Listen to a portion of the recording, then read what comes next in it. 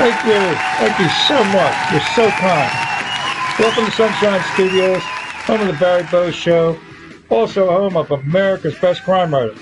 Got the windows shut, the AC on. We had a delightful 4th of July over the last couple of days. 2 days ago, favorite grandson Zach and favorite son Ed, they played a trick on me.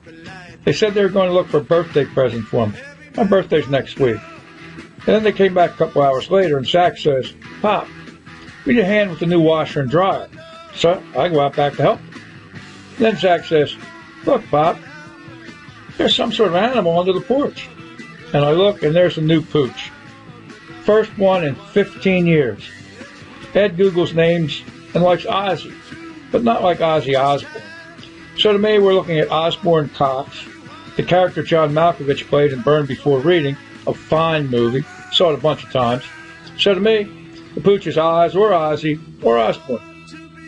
And then we had a cookout on the 4th yesterday. Just 4 of us, Ed, his mom and my favorite ex, Gretchen, and her sister and my favorite ex-sister-in-law, Gail. Here's what Ed whipped up on the grill. Hot dogs and Mark Wahlberg's cheeseburgers. The favorite ex brought deviled eggs and baked beans and potato salad. And Gail brought cornbread, I believe, and dessert. Here's the one she whipped together for me. Take a look at that. Really, really good. Wait. What? What's that, Cat?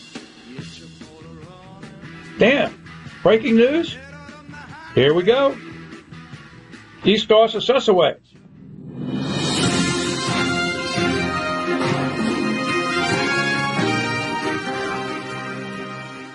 So at about 8:29 tonight, officers were flagged down in the area behind me at about 56 and Chester Street. We also received multiple calls about gunfire in the area. When officers responded, they did identify and find some gunshot victims.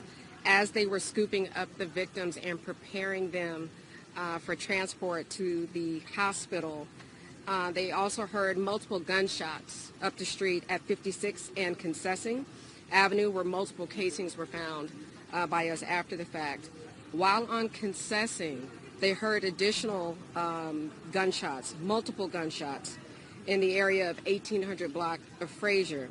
At some point, they locate the suspect, and they were able to pursue this male who was on foot. The officers were on foot as well, and they followed or pursued this male from Concessing along Frazier Street to Springfield while the male was shooting. Our officers were able to apprehend the male in the rear alley of 1600 Frazier Street, and when they did, this male was wearing a bulletproof vest with multiple magazines in the vest. He also had a scanner and an AR-style rifle and a handgun underneath his body. He was taken into custody without further incident. This scene consists of it's pretty much a 2x4. For those of you unfamiliar with Philly's Google-eyed police commissioner, her name's Danielle Outlaw. She graduated from college with a degree in sociology. And I don't know about you, but she reminds me of these two Google eyes. Take a look. Yep, those two. She's the first black female commissioner in Philly, which fills in 2 blocks. She's black and she's female. And she follows in the footsteps of these folks. The Biden-appointed but now convicted baggage thief, the Biden-appointed Assistant Secretary of Health, and the Biden-appointed Press Secretary. They all check boxes, but they ain't worth shit. And where did our police chief come from? Well, she was also the first black police commissioner in Portland, Oregon. Again, checking 2 blocks. And what's Portland, Oregon known for when it comes to crime and policing? Well, defund the police, soft on crime, lack of appropriate prosecutions, which, of course, leads to dramatic increases in car thefts and violent crimes, including record numbers of homicides for the last few years in Portland. And how did she get to Philly? 3 years ago, Philly's worthless mayor, Jim Kenney, hired her. And she's a perfect fit for Soros-bought DA Larry Krasner. Soft on crime, doesn't like to prosecute, easy bail. Now, in that video, she's talking about a multiple homicide that happened July 3rd. A situation in which a man randomly started firing on the street around 8:30 p.m. in the area of 56th and Chester in the Kingsessing section of Southwest Philly. And of course, the mayor and the DA have been on TV blaming guns and pushing the narrative to repeal Article 2. But none of these three, the mayor, the DA, nor the commission, said much about the killer, the multiple killer. But here he is. Kim Brady character. That's right, his name. Even though he likes to dress up like a woman, and he's a BLM supporter. Although I have lefty detractors on Twitter swearing he's a Trump supporter who hates Joe Biden. But I'm familiar with the nasty section, Southwest Philly, where he lives.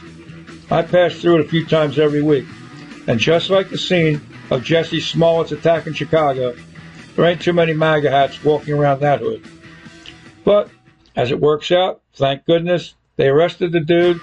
He was wearing a bulletproof vest with lots of ammo, armed with an AR-style rifle and a handgun. He shot at least 8 people, killed 5, maybe 6, and a couple more were injured by glass flying around after the gunshot struck the glass. No bail was set for the murder charge, but a total bail of $7.5 million was set for wounding and injuring the other victims. According to Fox 29's Steve Keeley, the killer answered a few questions with yes, but didn't supply a motive for the shooting. His next court date is July 24th.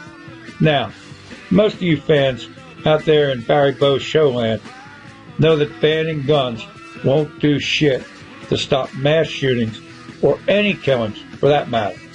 Bad people will always find a way, means, and weapons to perpetrate their dirty deeds. Once again, great work, Kat, on coming up with that breaking news. So that's it for today. But there's so much work that needs to be done to restore the U.S. of A. to the greatest country in the world, the country that I was fortunate to grow up in. On a heads up before signing off, Dead Stripper, Episode 1 of the Steve Piasecki series is a fantastic crime fiction book, available at Amazon and most booksellers. And Episode 2, Si Hablo Español, based on the biggest cocaine bust in U.S. history at the Port of Philadelphia a few years back, is heading down the home stretch. So, thanks for stopping in. Until next time, see you.